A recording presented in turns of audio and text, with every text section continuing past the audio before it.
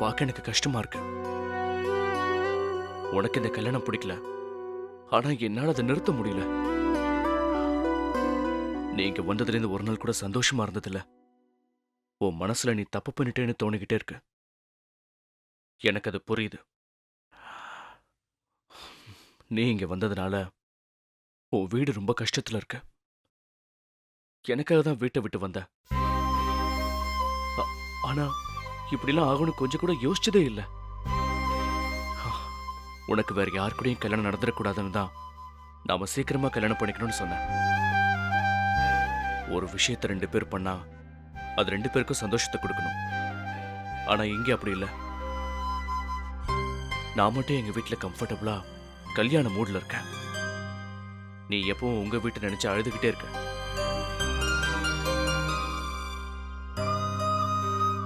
இந்த கல்யாணத்தினாலதான் உங்க அப்பா குடிக்க ஆரம்பிச்சாரு. உங்க வீட்டுல பிரச்சனை, யாருமே உங்ககிட்ட பேசுறது இல்ல.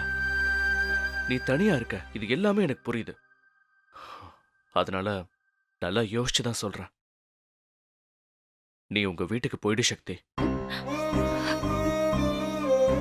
எனக்கு ஒரு பிரச்சனையும் இல்ல.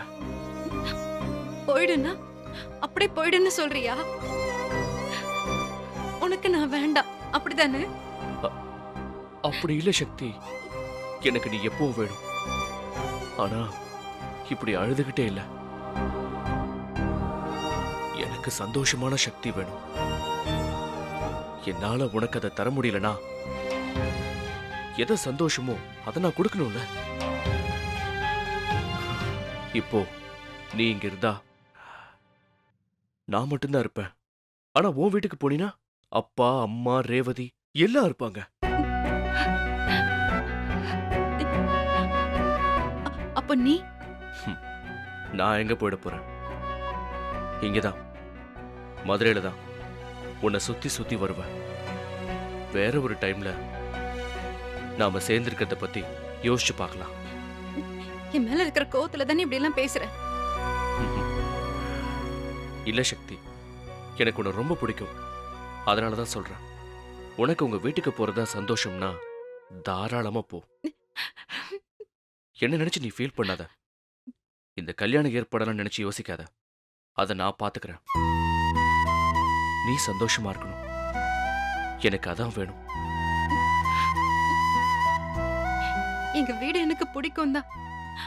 ஆனா நீ இல்லாம நான் சந்தோஷமா இருப்பேன் நீ எப்படி நினைச்ச?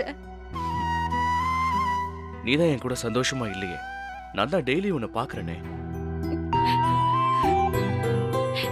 நான் இப்படி அழுதுகிட்டே இருக்க கூடாதுன்னு தான் நான் நினைக்கிறேன். ஆனா என்னால முடியல பிரபா. என் ஃபேமிலிய பத்தி நினைச்சாலே எனக்கு அழுகையா வருது. எல்லாமே கொஞ்ச நாள்ல சரியாயிடும் நம்பு சக்தி. இப்போ நீ 2 விஷயம் தான் செய்ய முடியும். ஒண்ணு, எல்லாத்தையும் தூக்கி போட்டுட்டு உன் வீட்டுக்கு போய் பழைய சக்தியா இருக்கிறது. இல்லனா பிராக்டிக்கல் சிச்சுவேஷனை தைரியமா ஃபேஸ் பண்ணிட்டு சந்தோஷமா கல்யாணத்துக்கு ரெடி ஆவறது. நீ இப்படியே அழுதுகிட்டே இருக்கிறது எனக்கு தான் ஒரு மாதிரி கில்ட்டியா இருக்கு.